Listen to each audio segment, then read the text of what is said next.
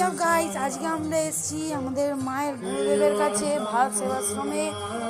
আজকে তোমাদের দেখাবো মায়ের গুরুদেবকে, তো দেখতে থাকো। এখন আমরা হচ্ছে হল ঘরে। এখানে দেখতে পাচ্ছ কত মানুষের ভিড় জমায়েত হয়েছে।